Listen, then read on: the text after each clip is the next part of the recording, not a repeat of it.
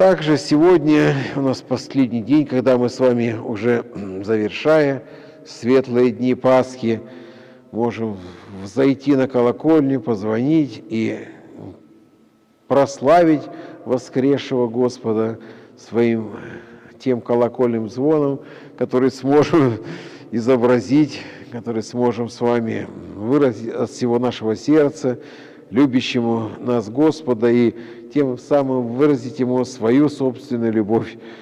Как мы можем это сделать с вами? Спаси Господь вас и помоги вам, Господь.